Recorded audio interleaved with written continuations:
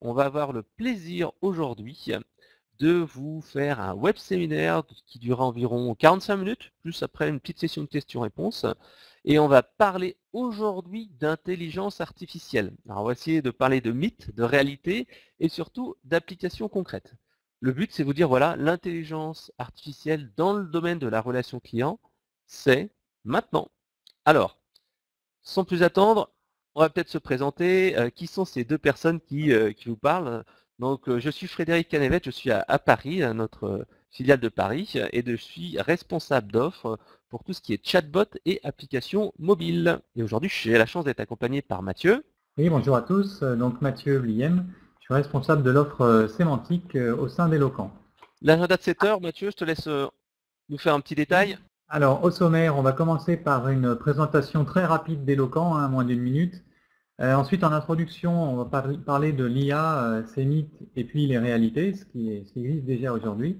Ensuite, comment mieux comprendre dès demain avec l'IA, comment agir plus efficacement dès demain avec l'IA. Ensuite, on passera à la conclusion et enfin, on aura une petite session de questions-réponses d'une dizaine de minutes, je pense. Voilà. Alors, notre mission chez Eloquent, c'est d'être facilitateur du dialogue, de l'écoute et de vos clients, et de l'écoute, pardon, de vos clients. Et nos offres, en fait, on commercialise 4 offres. Il y a Dialogue, qui est la gestion des interactions clients multicanal. Alors, ce sont les appels téléphoniques, les mails, les chats, les SMS, les réseaux sociaux. La deuxième offre, Écoute, ce sont les enquêtes multicanal, le pilotage de la satisfaction. L'offre sémantique dont je m'occupe, c'est l'analyse sémantique automatisée d'un corpus important, de verbatim, de données textuelles, quel que soit le canal d'entrée. Et enfin, la partie parcours client, Fred, je te repasse la main. Oui, en fait, c'est une application mobile qui permet d'avoir un parcours client interactif et donc de mesurer la satisfaction ou l'insatisfaction tout au long de la relation client. Alors là, c'était la petite présentation rapide d'Eloquent. Comme le disait Mathieu, ça fait 20 ans qu'on a les linguistes qui travaillent dans le domaine de tout ce qui est l'analyse sémantique. Mathieu aussi a une longue expérience, on a pas mal de cas clients. Aujourd'hui, ce qu'on va faire, c'est essayer dans cette première partie de parler un petit peu des mythes et des réalités de l'analyse sémantique, puisque ça recouvre souvent beaucoup de choses et beaucoup de fantasmes. Alors, on va peut-être passer à la première slide, en fait, c'est se dire, OK, qu'est-ce qui se passe exactement au niveau de l'analyse sémantique? Alors Mathieu, je te laisse en parler rapidement. Alors, juste, je te reprends, c'est les mythes et réalités de l'intelligence artificielle, Oui, excuse-moi. de manière plus générale. Alors, d'ailleurs, il y avait un article très intéressant dans Courrier International qui est paru en décembre 2017. Donc, si vous pouvez vous le procurer, il y a 5-6 pages sur l'intelligence artificielle et c'est assez intéressant. Et également, Forrester qui a publié un article comme un livre blanc et qui met l'intelligence artificielle, qui l'identifie comme le moteur de ses prédictions pour 2018. Donc, c'est vraiment un sujet qui est vraiment d'actualité. Alors, pour poser les bases, on peut se demander qu'est-ce que c'est que l'IA. Vous avez trouvé beaucoup de définitions différentes, parmi lesquelles celle que j'ai écrite là, c'est celle de Wikipédia. L'intelligence artificielle est l'ensemble des théories et de techniques mises en œuvre en vue de réaliser des machines capables de simuler l'intelligence. On va revenir sur le slide, voilà.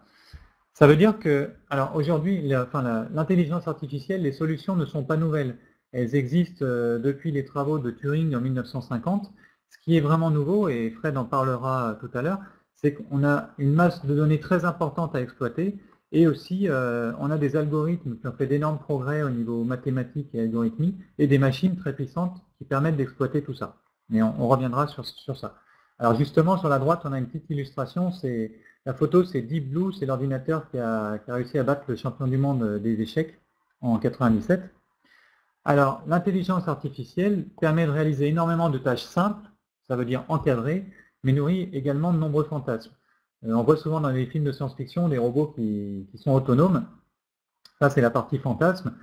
Et ce que permet aujourd'hui de faire l'intelligence artificielle, ce sont des tâches simples, c'est-à-dire vraiment encadrées.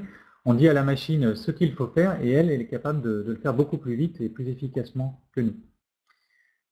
Alors juste après, on a mis quelques applications de l'IA pour illustrer ce qu'on peut faire aujourd'hui, et ce sont les applications qui existent vraiment aujourd'hui. Alors on a le domaine des jeux, j'en ai parlé. avec les échecs, Deep Blue qui a battu le champion du monde des échecs en 97. On a une illustration en bas là, avec l'ordinateur qui a AlphaGo qui a réussi à battre le champion du monde de Go en 2016. On a d'autres types d'applications comme l'ordonnancement. Quand vous avez énormément de tâches à ordonnancer, ça peut être sur des chantiers ou sur des choses beaucoup plus complexes.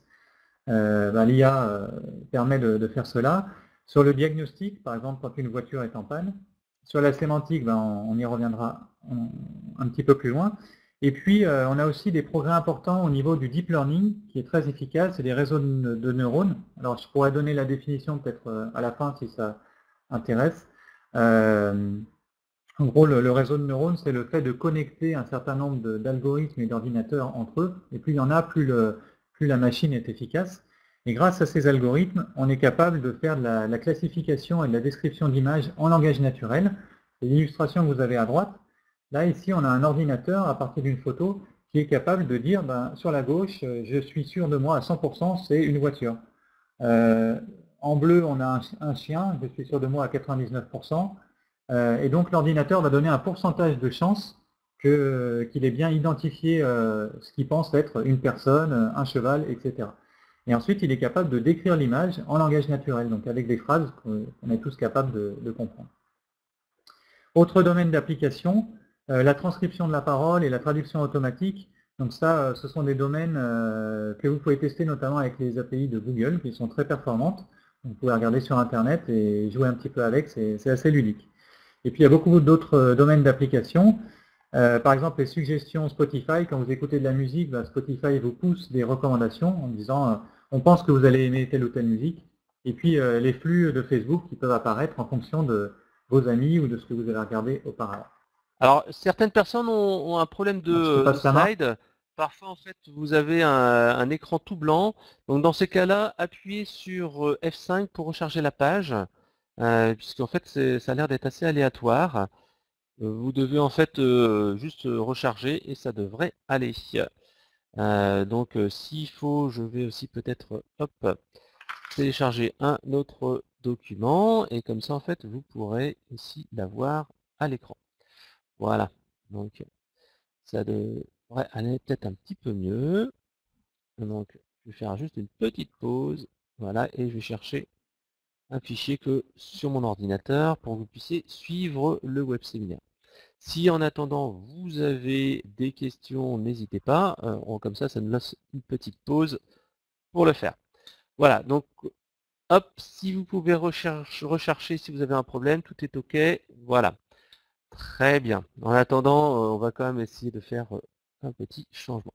Alors, donc, comme je le disais il y a 2 secondes, comme disait Mathieu il y a 2 secondes, donc il existe des applications d'intelligence artificielle, mais il est important de savoir que l'intelligence artificielle forte, c'est-à-dire l'intelligence artificielle auto-apprenante, n'existe pas encore. Qu'est-ce qu'on appelle l'intelligence artificielle forte? C'est tout simplement une intelligence qui est capable de raisonner de manière totalement autonome. C'est-à-dire qu'elle va identifier les problèmes et les solutions et prendre un peu de recul. C'est-à-dire qu'elle est capable de se dire, réfléchir comme un être humain, voir un problème, dire ah qu'est-ce qui se passe et je vois des choses. Ça en fait actuellement ça n'existe pas, ou à 80, à 0,0001 des domaines d'application ça n'existe pas. Tout ce qu'on a actuellement et qui est disponible, c'est ce qu'on appelle de l'intelligence artificielle faible ou l'intelligence artificielle verticale. C'est-à-dire que c'est une intelligence artificielle qui va arriver au même résultat qu'une personne, qu'un être humain, grâce à de l'apprentissage et à de l'entraînement. C'est-à-dire qu'on va lui montrer comment faire et comment résoudre un problème, et ensuite, une fois qu'elle aura appris ce problème-là, elle sera capable de le refaire et le répliquer de manière automatique. C'est ça qui est important de retenir, c'est que l'intelligence artificielle forte qui est capable d'apprendre toute seule comment résoudre des problèmes, ça n'existe pas. En tout cas, pas dans un futur proche avant plusieurs années, au mieux. Ce qu'il y a actuellement en domaine d'intelligence artificielle, c'est de l'entraînement, de l'apprentissage. Donc on est capable d'apprendre à l'intelligence artificielle à résoudre un problème, et en fait, elle sera capable de traiter que ce problème. Et ça, c'est 99,99999% des applications d'intelligence artificielle actuelles. Alors, c'est un algorithme, en fait, c'est tout simplement le principe qu'on lui apprend, qu'on va lui apprendre. L'algorithme, c'est la méthode, en fait. C'est le programme, en fait, qu'on va lui donner. Donc, La conséquence, c'est quoi? C'est tout simplement que l'intelligence artificielle pourra détecter l'aiguille dans la botte de foin si on lui dit ce qu'il doit chercher.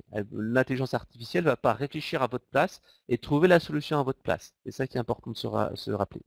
Deuxième chose, l'intelligence artificielle ne comprendra que ce qu'on lui apprend. Il faut donc scénariser, expliquer, entraîner et ensuite capitaliser sur l'expérience pour faire un apprentissage continu.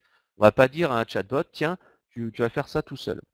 Troisième chose, de fait, avec ces limites-là, l'intelligence artificielle ne va pas remplacer les conseillers, mais va plutôt aider les conseillers sur des demandes à faible valeur ajoutée ou faire des traitements qui ne sont pas possibles de faire actuellement par des personnes physiques parce que ça prend trop de temps. Voilà. Donc c'est ça qui est important de retenir dans le domaine de l'intelligence artificielle. L'autre chose, en fait, ok, on a vu qu'il y a de l'intelligence artificielle entre guillemets faible ou verticale. Pourquoi ça devient intéressant quand même de la mettre en application? Alors, Mathieu l'a dit tout à l'heure, l'intelligence artificielle n'est pas quelque chose de récent. Les premiers algorithmes datent de 1960. En revanche, ce qui a changé, et c'est vraiment ce qui change la donne actuellement, c'est le volume de données à votre disposition. Grâce à la digitalisation des économies, la digitalisation des échanges, on a de plus en plus de volume de données analysables. C'est plus des données en fait qui sont sous forme de fichiers, enfin ce sont des données qui sont sous forme de fichiers que l'on va pouvoir exploiter. Deuxième chose, les programmes et les machines sont désormais très simples. Avec le cloud, il est très simple de mettre en place des applications et des programmes. Troisième chose, les applications, les logiciels, l'intelligence artificielle est capable de communiquer avec différents systèmes. Et ça, c'est une grosse différence. Jusqu'à présent, il y a quelques années, les gens n'avaient pas d'API pour faire discuter les programmes entre eux, un CRM, un ERP, etc. Donc ça permet d'apporter plus de valeur. Et un autre point, c'est la maturité des clients qui sont désormais capables et qui ils veulent en fait avoir des traitements automatisés, du service beaucoup plus rapide et la réactivité. Voilà. Donc dans ce web séminaire, on va traiter de deux types d'IA, l'IA verticale, hein, l'IA faible. C'est l'analyse d'un intelligence artificielle où on fera une analyse plutôt statique, plutôt pour analyser des gros volumes de données, et on va utiliser l'intelligence artificielle pour passer de l'action. Ça, c'est les deux grandes parties du web séminaire qu'on va voir ensemble. Donc pourquoi il est intéressant en 2018 maintenant d'intégrer l'intelligence artificielle? En fait, on vous a donné trois raisons simples, hein.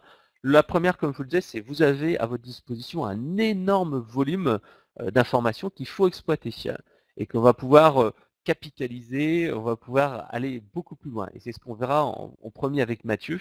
C'est des données qu'on ne peut pas gérer humainement, mais que l'intelligence artificielle peut exploiter. Deuxième chose, il y a une grosse tendance qu'on voit vraiment chez nos clients, c'est les nouvelles générations qui veulent du self-service, qui veulent répondre par eux-mêmes, ils veulent de l'immédiateté. Et c'est vrai que le téléphone, l'utilisation des interactions avec des personnes, c'est plutôt quand on a un problème, qu'on n'a pas réussi à résoudre soi-même son problème, qu'on va faire appel à un conseiller. Et donc l'intelligence artificielle peut gérer comme ça un premier niveau de demande. Troisième chose, tout simplement, vous savez comme moi, on demande de plus en plus d'être de plus en plus efficace, d'améliorer l'expérience client et pourtant on n'a pas forcément plus de moyens. Et justement, l'intelligence artificielle, la robotisation, l'analyse sémantique vont être là pour améliorer et optimiser les choses. Alors, ce que l'on va voir, c'est justement deux applications concrètes que vous pourrez mettre en place dès demain dans votre entreprise. La première, c'est celle que je vais vous présenter dans la seconde partie du web séminaire, c'est l'intelligence artificielle via les bots qui peuvent comprendre et agir suite à des interactions. Et la deuxième chose, hein, c'est Mathieu qui va la présenter tout de Oui, suite. c'est la partie intelligence artificielle via la sémantique. Alors l'analyse sémantique, c'est une des branches de l'intelligence artificielle et qui est notamment basée sur le machine learning. Alors je crois, non, tout à l'heure j'ai parlé du deep learning, mais le machine learning, ça consiste à découvrir des irrégularités ou des corrélations dans un ensemble de données de manière à pouvoir les utiliser pour mieux prédire les cas suivants. C'est ce dont a parlé Fred, on apprend à la machine via des exemples, et après elle sait de manière autonome se servir de ces exemples-là pour sortir des infos intéressantes. Alors on aura deux cas d'utilisation avec l'analyse sémantique. C'est chercher une aiguille dans une botte de foin, comme on le voit sur l'illustration. Donc chercher quelque chose de très précis qu'on ne verrait pas à l'intérieur d'une masse importante de données. Ou alors avoir une vision macro, justement, utiliser un volume énorme de données qu'on pourrait pas, on n'aurait pas le temps de lire complètement. Eh bien la machine va nous aider à avoir une vue synthétique macro de tout ce qui se dit dans ce volume de données. Je profite du fait que je vois qu'il y a beaucoup de questions qui arrivent en parallèle. J'en ai noté quelques-unes, on y répondra sans doute à la fin du webinaire, parce que sinon on aurait pas mal de coupures. Il y avait juste une question, est-ce qu'on aura la présentation? Oui, oui. Vous aurez bien la présentation qui sera envoyée, disponible, et le webinaire est enregistré, donc vous pourrez avoir accès au replay. Alors, l'IA pour mieux comprendre. Aujourd'hui, là on arrive sur le slide « Data is the new oil ».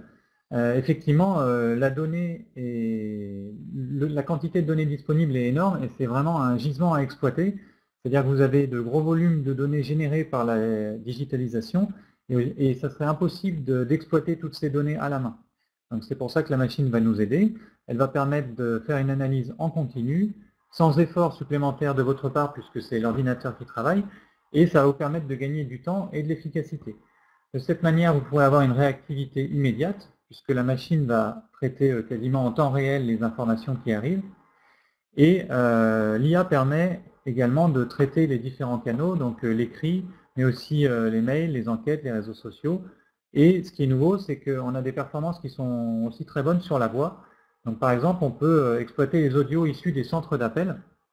Donc ça, c'est assez nouveau. Et si aujourd'hui, j'ai par exemple 1000 heures d'enregistrement par jour sur un centre d'appel, c'est impossible de tout écouter et d'en faire la synthèse. Enfin, pour un humain ou même pour 10 humains, ça coûte très cher et puis ça prendra un temps fou. La machine va nous aider à gagner du temps. Donc c'est une tâche qui est basique, mais sur laquelle l'humain n'est pas assez performant. La machine va justement nous aider à aller plus vite. La machine permet aussi, l'intelligence artificielle permet aussi de détecter les intentions, c'est-à-dire ce que disent vos clients de manière naturelle. Ça peut être de la colère, une réclamation, un risque de résiliation, et ça c'est très important, alors notamment en termes de ROI, ça va vous permettre de garder vos clients. Les bonnes pratiques, si vous voulez utiliser l'IA, c'est de faire un inventaire des sources de données que vous avez, première chose. Être exhaustif, on ne va pas se priver, étant donné que la machine est capable de traiter un volume très très très important de données, autant être exhaustif, et on verra que ça a un avantage au slide suivant. Et puis aussi être réactif une fois qu'on a détecté quelque chose. Il faut exploiter ce que disent les clients, parce qu'ils font l'effort de s'exprimer, autant avoir un retour et donc exploiter ce qu'ils vous disent. Donc, juste la synthèse de ce slide, l'intérêt de l'intelligence artificielle, c'est bien de reproduire ce qu'on pourrait faire à la main, mais de manière automatique et à grande échelle. Donc la machine ne va pas vous remplacer, mais simplement simplifier le travail. Ensuite, quels sont les avantages de l'IA, et notamment via l'analyse sémantique? Tout d'abord, si on fait de l'analyse sémantique automatisée, vous allez pouvoir traiter l'ensemble de vos verbatims. Donc si vous avez 100 000 verbatims qui arrivent par mois, par exemple, ce qui est le cas chez certains de nos clients, si vous dites que vous voulez les traiter à la main, ça va prendre un temps fou, et probablement vous allez travailler sur un échantillon de verbatims. Parmi les verbatims non traités, il y a peut-être des clients qui expriment une souffrance, de la colère, un risque de résiliation, et donc si ces verbatims ne sont pas traités, vous risquez de perdre vos clients. Alors qu'avec un traitement automatisé, vous êtes exhaustif, et ces clients-là, vous les identifiez en priorité, vous allez pouvoir les rappeler tout de suite. En termes de rapidité de traitement aussi, un client peut être rappelé dès qu'il exprime son mécontentement, ou éventuellement on laisse passer 2 heures si on veut laisser la colère redescendre, mais en tout cas on peut le traiter rapidement, ce qui permet de le retenir. En termes de coût, ça va être plus intéressant d'avoir recours à un ordinateur qui tourne plutôt que de prendre 5 ou 10 personnes qui vont lire des verbatims ou écouter des audios. Et en termes d'homogénéité de traitement également, l'algorithme va toujours envoyer la même chose, alors que si je donne par exemple 5000 verbatims à traiter à 5 personnes, chacun aura son plan de catégorisation, enfin une classification différente parce que c'est subjectif. Alors le ROI de l'analyse sémantique est évident parce que parmi nos clients qui font l'analyse sémantique, on a remarqué qu'on avait entre 4 et 15% de verbatim qui exprimaient un mal-être, donc ça peut être de la colère, ça peut être un risque de réclamation, un risque de résiliation, le fait que le client ait dû nous appeler, ait dû appeler plusieurs fois pour avoir une réponse. Vous voyez, 4 à 15% des verbatims, c'est beaucoup. Si on arrive à traiter ces insatisfactions, à rappeler le client en le mettant en haut de la pile, ça va éviter le churn et du coup, ça va être, en termes de ROI, ça va être vraiment très bénéfique. Si on écoute ce que dit le client, on va aussi avoir des offres qui seront plus adaptées à ses attentes. Et donc, ça va favoriser à la fois l'upsell et aussi encourager la recommandation auprès d'autres clients potentiels. Et puis, ça permettra d'optimiser les process, c'est-à-dire que si au niveau de votre R&D, vous vous dites, voilà, on a 3 pistes possibles à explorer, on va démarrer un petit peu sur les 3, puis on verra comment ça se passe, sans écouter le marché, enfin sans écouter ce que souhaitent vos clients, vous risquez de perdre du temps, alors que si vos clients vous disent, nous c'est la piste 2 qui nous intéresse fortement, on va directement partir sur cette piste, répondre aux attentes des clients, et du coup ça va permettre d'optimiser les process au niveau R&D. Alors sur la droite, vous avez le détail du fonctionnement de l'analyse sémantique. On peut partir de des sources de différents canaux. Ça va être les mails, les avis sur Internet, votre site web, les réseaux sociaux, des notes dans votre CRM, et même, comme je le disais, des enregistrements du service client. À partir de ces sources, on va pouvoir extraire des informations et donc structurer l'information, ce qui va nous permettre de faire des rapports et donc de faire des plans d'action.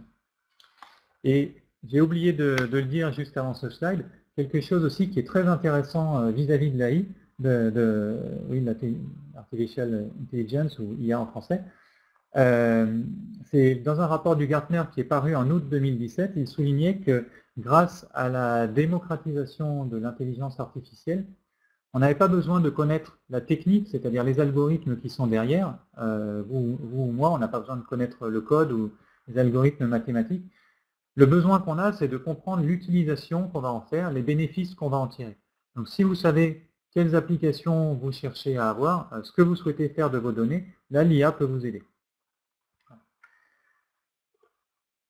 Alors, on va passer au cas pratique, donc appliqué avec la sémantique, mieux comprendre avec l'intelligence artificielle via l'analyse sémantique. Donc je l'ai dit tout à l'heure, l'analyse sémantique, qu'est-ce que c'est? C'est une des branches de l'intelligence artificielle. En fait, on peut classer dans l'intelligence artificielle, chaque ligne de code, c'est un petit peu d'intelligence qui est mise dans une machine, et donc c'est une partie de l'intelligence artificielle. Alors l'analyse sémantique, ce sont des algorithmes pour détecter des catégories, des opinions, c'est-à-dire ce que disent vos clients, de manière automatique. Et on a vu juste avant le début du webinaire qu'on peut aussi détecter beaucoup d'autres choses dans un écrit. À quoi ça sert? Tout d'une part à avoir une vue d'ensemble de l'expérience client, c'est-à-dire savoir ce qui se dit dans un énorme volume de verbatim, et puis d'autre part, ça permet de détecter l'aiguille dans la botte de foin, c'est-à-dire détecter un signal faible. Attention, on a quelque chose qui est en train de monter en puissance, on a moyen de le repérer grâce à l'analyse sémantique, et aussi repérer des cas isolés. Par exemple, sur 2000 clients, vous en avez peut-être un seul qui menace de porter plainte, mais celui-là, il faut absolument réussir à l'isoler, en tout cas à le voir, de manière à le retenir et puis à le rappeler dans l'urgence. Donc tout à l'heure, Fred a dit, l'intelligence artificielle n'est pas capable de détecter l'aiguille dans la botte de foin, c'est si elle est autonome. Mais si on lui demande, si on sait ce qu'on cherche, là on est capable de faire des applications qui pourront le faire. Et donc on a développé chez Eloquent 3 outils complémentaires qui sont basés sur l'intelligence artificielle et sur la sémantique, et je vais vous les présenter maintenant. Alors, je ne vais pas faire une démo faute de temps, parce que sinon le webinaire durait peut-être 1h30, mais il existe un autre webinaire sur le sujet qui est disponible sur notre blog, et puis si vous êtes intéressé par les outils, on peut aussi prendre un rendez-vous pour faire une démo d'une demi-heure à 1 heure. Alors le premier outil, il va permettre de comprendre et d'explorer le parcours de vos clients au sein de votre enseigne. Nos grammaires sont basées sur une grammaire générique relation client qui est adaptée à votre métier. Et ensuite, grâce à l'analyse des verbatims, on va mettre en place des tableaux de bord opérationnels qui vont vous permettre de piloter l'activité. On va identifier les catégories évoquées, c'est-à-dire les thèmes dont parlent vos clients, les émotions évoquées également, les risques, identifier les risques, donc j'en parlais tout à l'heure, les risques de résiliation, plainte, colère, de manière à ce que vous puissiez tout de suite identifier les clients à risque et les clients à rappeler rapidement. Et enfin, je le redis, cet outil est multicanal, il va permettre de traiter les différents canaux de la relation client. Alors, sur la droite, on a une petite illustration. Et je vous cite un exemple client. On a travaillé pour le ministère de l'Éducation nationale qui nous avait envoyé 100 000 verbatim. En fait, ils avaient fait une grosse enquête sur le socle d'éducation et ils avaient récolté 100 000 verbatim. Et du coup, ils étaient bien embêtés pour les exploiter à la main. Enfin, c'était pas possible. Du coup, ils ont fait appel à nous. Et en 2 semaines, on a réussi à établir un plan de catégorisation qui permettait de catégoriser les verbatim et aussi d'identifier les opinions exprimées dans ces verbatim. Alors de son côté, ce qui est intéressant, c'est que le ministère avait aussi commencé à faire un plan de catégorisation. Donc ils avaient pris 1000 verbatim et ils avaient, oui j'ai dit chum au lieu de churn, pardon. Ils avaient commencé à faire leur plan de catégorisation à partir de 1000 verbatim, et quand on a confronté leur plan de catégorisation avec le nôtre, on s'est rendu compte qu'on avait exactement les mêmes catégories. Donc ça veut dire que la catégorisation générique relation client, ça fonctionne aujourd'hui. Et autre cas d'usage qu'ils ont eu par la suite, c'est que suite à la récolte de ce gros volume de verbatim, ils se sont demandé, mais c'est la ministre qui a demandé ce qui se disait sur le numérique à l'école. Et grâce à l'outil qui permet de manipuler un gros volume de données, ils ont pu faire une recherche sur des termes comme tablette, numérique, etc. et retrouver tous les verbatim relatifs à ce thème-là, et du coup permettre de les exploiter, voir ce qu'ils se disaient en bien ou en mal, etc. Ce qu'ils n'auraient pas pu faire avec un tableur ou à la main. Deuxième outil, c'est un outil qui permet c'est un outil décisionnel qui permet notamment d'optimiser le parcours client. Alors pourquoi je dis optimiser? Parce qu'il va permettre d'agir à long terme. Il se présente sous la forme d'un tableau de bord qui est très simple, et grâce à l'interprétation de ce tableau de bord, on va pouvoir détecter les signaux faibles, les best practices, les chantiers à éviter. Donc ça permet d'avoir une vision long terme, de mettre en place des plans d'action et de faire le suivi au cours du temps.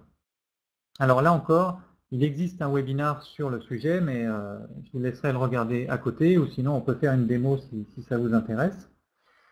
Par exemple, là, dans l'illustration qu'on a sur la droite, on voit que la première catégorie, alors c'est pas très lisible, mais c'est le rapport qualité-prix, c'est un chantier à éviter. Il y a beaucoup de gens qui s'expriment sur ce thème-là, mais aujourd'hui il est bien noté.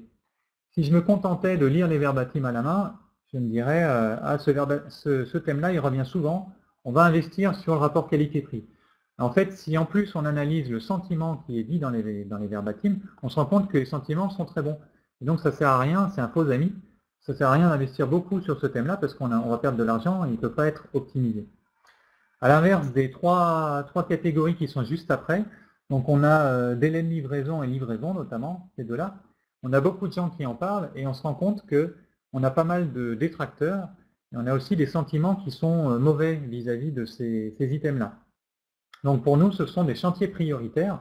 Et donc si je dois établir un plan d'action, grâce à cette restitution, je vais établir mon plan d'action pour les 3 ou les 6 mois qui viennent, en me disant il faut que j'améliore vraiment ma partie livraison, de manière à améliorer la satisfaction de mes clients et donc augmenter leur satisfaction, leur fidélité vis-à-vis de la marque. Voilà. L'autre avantage de cet outil, c'est que vous n'avez non pas une restitution, mais une infinité parce qu'on peut aussi filtrer sur des sous-populations. Par exemple, une zone géographique, une business unit, etc. etc. Donc vous avez N outils de pilotage. Et le dernier outil que je vais vous présenter ce matin, c'est un outil de suivi d'activité au quotidien, c'est-à-dire court terme. Donc là, vous avez un outil qui est alimenté en continu, comme les deux précédents.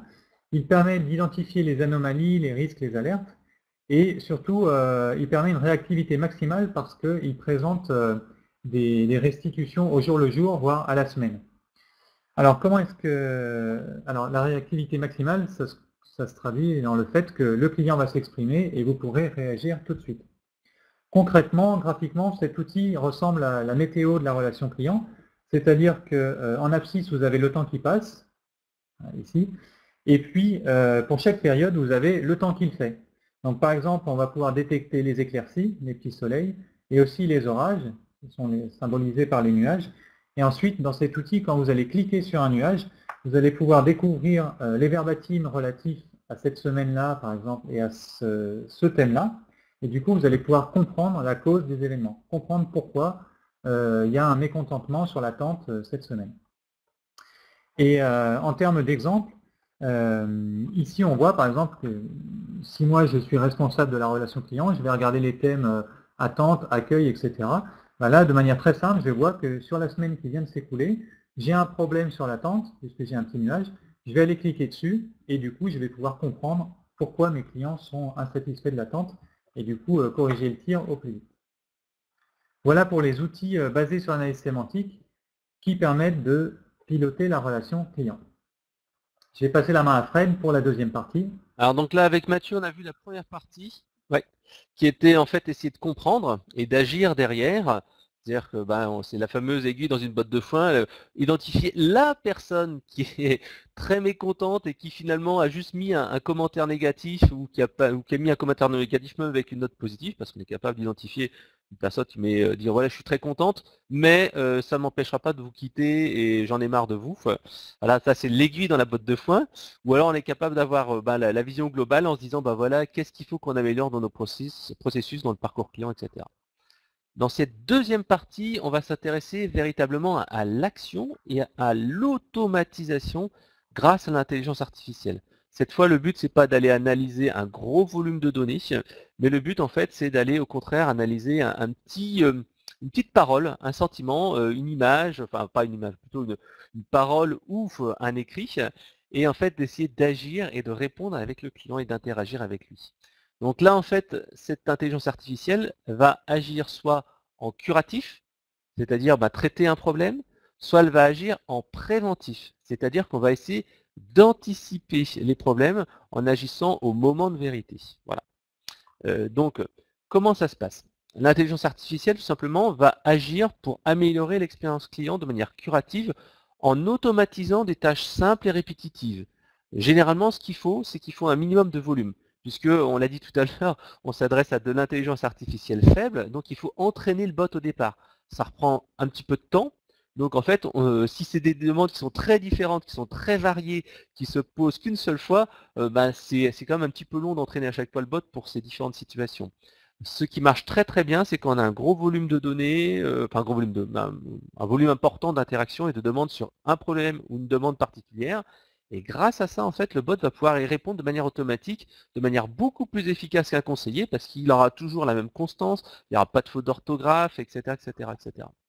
Ensuite, la deuxième chose, pour apporter véritablement de la valeur à ce chatbot et faire plus qu'une simple FAQ interactive, qu'on propose déjà, parce qu'on propose déjà des FAQ interactifs qui permettent d'avoir des réponses à des questions, etc.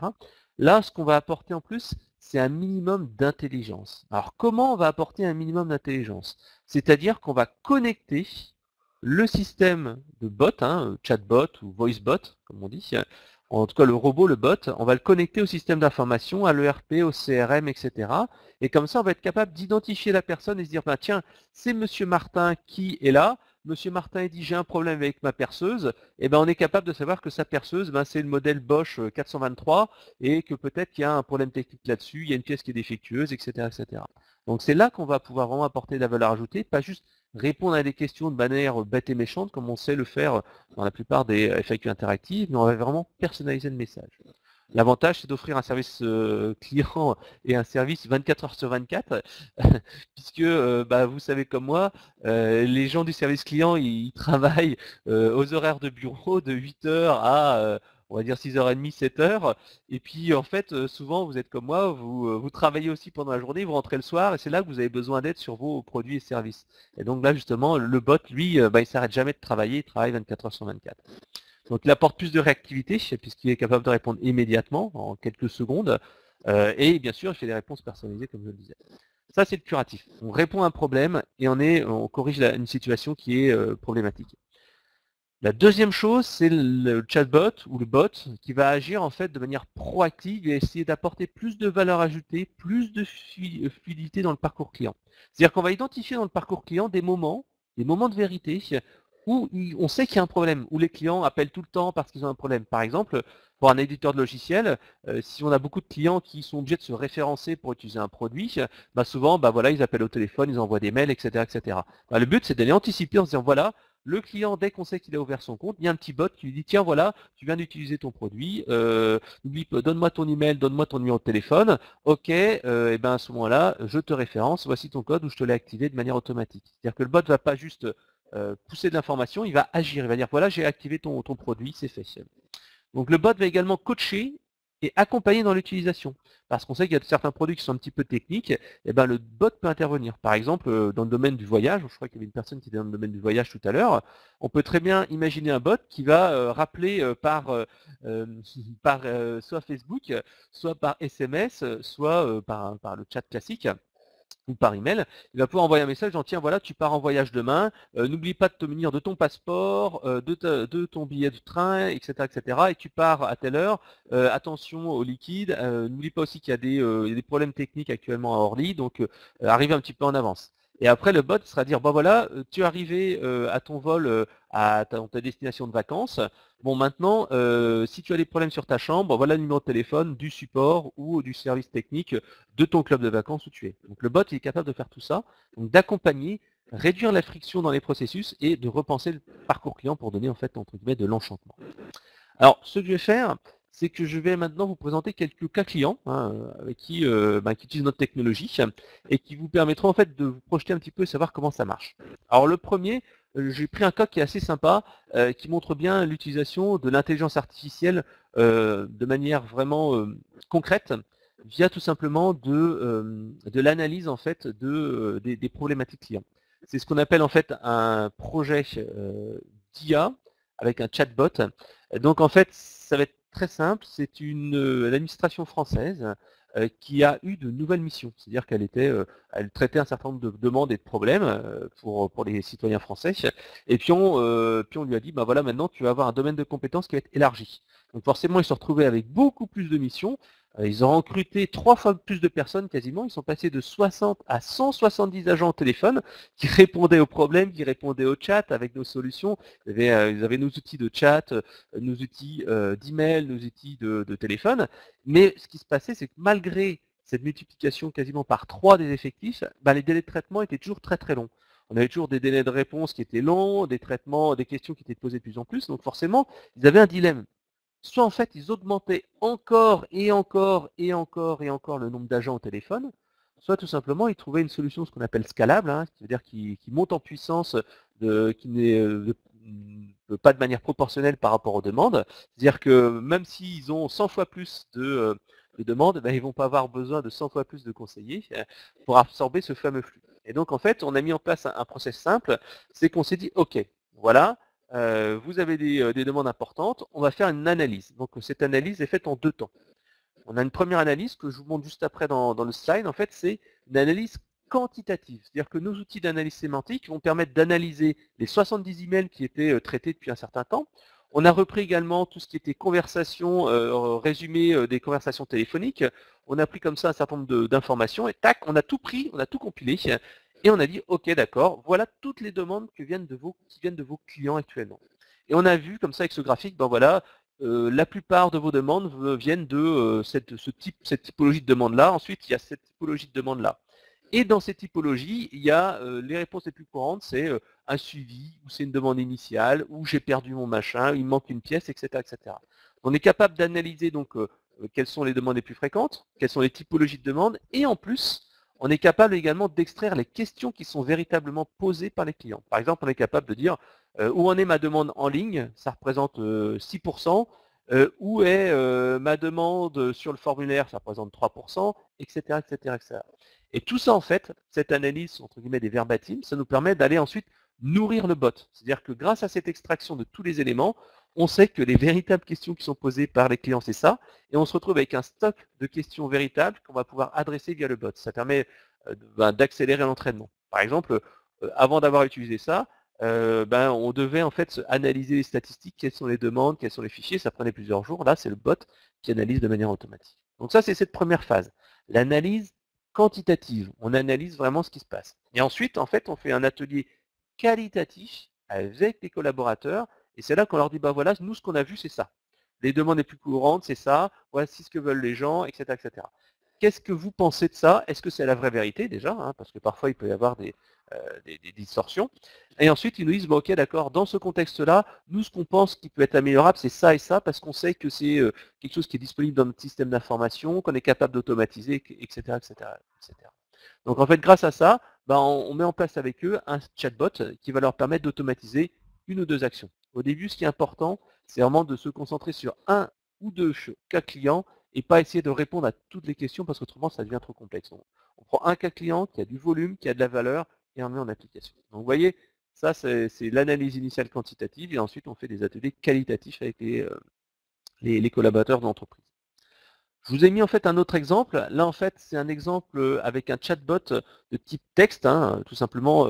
C'est un bot, en fait un robot qui utilise l'intelligence artificielle dans un espace client. En fait tout simplement il est capable de répondre aux demandes les plus courantes qui sont posées par les personnes qui ont souscrit un crédit. Alors tout simplement parce qu'ils ont des demandes récurrentes qui c'est bon voilà, quel est mon solde de crédit? Est-ce que je veux acheter une machine à laver qui coûte 500 €, est-ce que je peux l'acheter avec mon crédit, etc., etc. Et donc le bot est ainsi capable de répondre et de dire de manière personnalisée selon le client, selon son solde en fait de crédit renouvelable, etc., etc., s'il peut en fait répondre à ça. Donc ça c'est vraiment intéressant parce que on a la possibilité comme ça d'avoir une réponse personnalisée. À peu près il y a une dizaine de thématiques qui sont gérées et le bot est capable de comprendre de manière autonome et donc d'apporter des réponses automatiques sur 80 à 90% des demandes. Ça, c'est vraiment un gain de temps parce que c'est ces demandes de niveau 1 automatiques qu'on va pouvoir traiter. Dans le même type, encore une fois, pour ce domaine bancaire, cet établissement bancaire, on a eu aussi une demande importante puisqu'en fait, ils ont beaucoup de demandes, beaucoup d'emails qui sont sur des problèmes récurrents, qui sont par exemple, où en est ma demande concernant ma proposition de crédit. Et bien là encore, le bot peut intervenir, récupérer l'email qui est envoyé donc à l'établissement de crédit, faire un premier tri, donc il va faire une première analyse et filtrer, disant ça je sais répondre, ça je sais pas répondre. Ce qui ne sait pas répondre, c'est bien sûr escalader au service client classique avec un conseiller qui répond. Et ce qui sait répondre, en particulier des demandes très récurrentes et très courantes qui sont où en est ma demande de crédit. Et là en fait, comme il est capable d'aller se connecter au système d'information, il est capable d'y répondre de manière quasi automatique. Et donc là, sur les 3 millions 3 millions d'emails qui sont traités par le bot, il y a à peu près 30% qui peuvent être gérés automatiquement par le bot. Donc vous imaginez un petit peu le gain de temps, le gain d'efficacité sur tous ces emails qui sont répondus de manière automatique par le bot. C'est vraiment un gain de productivité et un gain d'efficacité. Donc pour l'entreprise, c'est bien sûr un ROI évident, puisqu'il passe moins de temps à répondre à des demandes simples. Et pour le client, c'est une réponse quasi immédiate sur sa demande de crédit. Et ça, c'est vraiment intéressant. Donc là, je voulais montrer aussi un petit focus sur comment fonctionne l'intelligence artificielle dans un bot.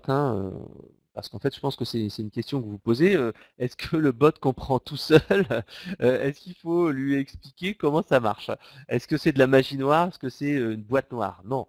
En fait, il y a un process qui est vraiment très simple. Il y a 5 piliers, 5 grandes étapes en fait dans la mise en place d'un bot. Le premier que vous voyez ici, c'est le choix du cas d'usage. C'est ce qui est vraiment le plus important de définir au départ. Ça, en fait, ça peut se faire uniquement entre les personnes du métier, les personnes de l'entreprise et nous. Et donc on discute ensemble. Et en fait, on a cette fameuse analyse quantitative avec ce que nous, on peut analyser et traiter à partir d'emails, de chats, de messages, etc., etc. Et la deuxième chose, en fait, c'est la partie conversation auquel on va discuter avec les personnes en fait qui sont dans l'entreprise en disant voilà, quel est selon vous ce qui est le plus intéressant. Donc ça, ce cas d'usage est essentiel parce qu'il va déterminer tout ce qu'on va faire derrière. Comme je le disais, il faut aussi déterminer du volume et apporter un minimum de valeur. C'est là vraiment où le bot va prendre de l'intérêt. S'il est juste là en fait pour répondre de manière automatique, c'est vrai que c'est sympa, mais ça apporte quand même beaucoup moins de valeur et beaucoup moins d'effet waouh. Donc ça, une fois qu'on a fait ça, on va passer aux différentes phases et aux différentes étapes. Le première étape, c'est ce qu'on appelle la formation initiale. La formation initiale, c'est à dire tout simplement, on va apprendre au bot à traiter ce problème-là. Ce problème précis est vraiment pointu. Donc là, en fait, on a un outil qui permet de designer de manière graphique les interactions. C'est-à-dire que, bon voilà, quand la personne demande tel sujet, le bot répond soit ça, s'il peut répondre immédiatement, soit s'il a besoin de plus d'informations, il dit, ben voilà, ok, d'accord, vous avez un problème sur ça, mais par exemple, quel est votre modèle, quel est votre numéro client, etc., etc. Et là, soit en fait, il est capable de répondre grâce à cette info, soit il en pose encore, soit en fait, il va interroger le système d'information, soit même à l'initial, parce qu'il sait que la personne s'est connectée dans son espace client et qu'elle s'est identifiée, on sait que c'est Monsieur Martin, on dit bonjour Monsieur Martin, que je puis faire pour vous. Donc ça, c'est cette formation initiale où on design en fait le flux de conversation. La deuxième chose, après, c'est tout ce qui est flux de conversation. Où est-ce qu'on va le mettre? Est-ce qu'on va le mettre tout simplement par un chat, c'est-à-dire un chat sur Internet, sur un site web, hein. Est-ce qu'on va utiliser Facebook Messenger, qui est assez intéressant parce qu'on peut récupérer les coordonnées, puis on peut dialoguer avec la personne sur son smartphone après, ça c'est assez sympa. Est-ce qu'on va le faire par SMS, avec des échanges de SMS, où le chatbot sera capable, encore une fois, d'envoyer ou de recevoir et de comprendre des SMS? Est-ce qu'on va le faire à la voix, au téléphone, c'est-à-dire que la personne va appeler au téléphone, dire voilà, je voudrais savoir comment faire pour ceci, cela? Ou est-ce qu'on va utiliser par exemple un smart speaker comme Google Home ou Alexa, où la personne dira OK Google, dis-moi comment ça fonctionne. Donc ça en fait c'est le canal qu'on peut choisir et notre solution à nous, notre techno, nous permet d'utiliser tous ces canaux-là avec la même solution d'intelligence artificielle. C'est-à-dire qu'on peut très bien déployer au départ du chat classique et après mettre du messenger, du vocal, etc.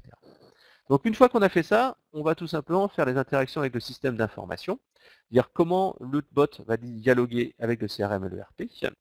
Ensuite, il y a les process d'escalade, c'est-à-dire si le bot ne sait pas répondre, qu'est-ce que fait le conseiller? Et à la fin, il y a tout ce qui est apprentissage continu, c'est-à-dire que le bot il va pas savoir répondre à 100% des questions au départ, donc on va l'enrichir au fur et à mesure. Donc voilà les grosso modo les 5 piliers. Et ne vous dites pas que la voix, hein, j'y parlais tout à l'heure, c'est du futur, ça arrive dans les entreprises. Là, j'ai pas le temps de vous présenter cette petite vidéo, mais vous pouvez la consulter. C'est une vidéo d'Alexa qui montre comment, en fait, avec des petits smart speakers qui sont disséminés un peu partout dans l'entreprise, on peut poser une question. Par exemple, là, dans cet exemple, là, la personne elle est devant la photocopieuse, elle dit OK Alexa, la photocopieuse marche plus. Il n'y a plus de papier, et ben on est capable de dire bah tiens, il faut faire venir quelqu'un, ou elle est capable de dire bah tiens, oui, la photocopieuse ne fonctionne plus, va au 2e étage, va au 3e étage, il y a une photocopieuse qui fonctionne. Donc voilà, on est capable vraiment d'aller très très loin là-dessus. Un autre point, là je voulais vous présenter quelques bonnes pratiques, hein. Je vous rappelle, hein, le bot ne comprend que ce qu'on lui apprend, donc en fait l'intelligence artificielle c'est d'intelligence artificielle faible, verticale, donc il faut lui apprendre un élément particulier, il n'y a pas de miracle, le bot il ne va pas comprendre si on ne lui apprend pas. Deuxième chose, il faut véritablement identifier où actuellement il y a de l'intervention humaine et comment on peut l'automatiser. En particulier, par exemple, au niveau de la voix. Actuellement, il y a beaucoup de voix qui se fait et maintenant les bots sont capables de comprendre la voix. Troisième chose, essayer de retrouver des actions avec un minimum de valeur ajoutée et de volume, puisque comme il faut faire un entraînement initial, il faut que ça soit rentable. Quatrième chose, limiter à 5 échanges, c'est-à-dire conversation maximum avant de proposer un résultat, parce qu'autrement, la personne, si le bot lui pose beaucoup de questions, à la fin, elle va dire bon non, c'est bon, j'arrête, je vais appeler le conseiller. Donc il faut apporter de la valeur assez rapidement. Cinquième chose, faire simple au départ. Penser en phase. Il ne faut pas se dire je vais faire un bot qui va résoudre tous les problèmes, il faut plutôt faire un bot qui va résoudre un problème particulier au départ, et ensuite penser en phase. Si nécessaire, ce n'est pas obligé de se connecter à un système d'information, on est capable d'aller chercher dans des grilles, dans des bases de données simples, des informations pour répondre par exemple à des questions récurrentes. Et le dernier point, je voulais quand même en parler, c'est important, il ne faut pas négliger la communication interne et la conduite du changement, puisque il y a certaines personnes en fait qui ont des appréhensions sur le bot. On leur parle d'intelligence artificielle, on parle de bot, et parfois on se dit mais le bot, est-ce qu'il va me remplacer? Est-ce qu'il va faire mon travail à ma place, etc., etc. Non. La réponse est évidemment non. Le bot est capable d'automatiser un certain nombre de process, et c'est pas ce qui va remplacer les téléconseillers ou les personnes. Ça vient en complément et en supplément du dispositif actuel. Alors, je crois qu'on arrive bientôt à la fin. Mathieu. On arrive à la conclusion, donc il nous reste 2 minutes et on passera aux questions-réponses. Alors, ce qu'il faut retenir de ce matin, j'ai vu que Christophe avait vraiment apprécié le point 6, la conduite du changement, qui est très importante, donc c'est un bon point. Donc aujourd'hui, on a des applications de l'IA qui sont vraiment matures du fait du volume de données importantes disponibles, du progrès des mathématiques et des algos qui permettent l'exploitation de ces données, et des machines très puissantes. Ce qui est important, c'est d'identifier où l'IA peut agir, un cas d'usage précis, avec notamment un bon historique de données. Donc ça, c'est une préconisation faite par Gartner, et c'est normal. Si on veut apprendre à votre bot ou tirer de l'information sémantique, il faut un gros volume de données pour bien apprendre à votre machine à raisonner, entre guillemets. Ensuite, lancez-vous. L'IA, c'est du test and learn, c'est-à-dire qu'il faut se familiariser, monter en compétences. Donc n'hésitez pas à faire un POC pour vous jeter à l'eau et monter en compétences petit à petit. Et enfin, Fred l'a dit, une info importante, l'IA, ça complète l'arsenal du service client, mais ça ne remplace pas l'homme. Et effectivement, tout à l'heure, quand je parlais des machines qui sont plus performantes que les hommes, par exemple sur des jeux comme le Go ou les échecs, si vous apprenez un ordinateur à jouer, il va être meilleur que vous. Par contre, si en cours de route on change une règle, l'ordinateur va être perdu alors que l'homme saura s'adapter. Donc, il y a toujours une part d'humain qui est nécessaire. Pour finir, ce que vous devez faire d'ici une semaine, faire un audit du parcours client. Alors ça peut être soit repérer un cas d'usage à optimiser via l'IA, via un bot par exemple, ou via l'analyse sémantique, ou identifier un volume important de données à exploiter.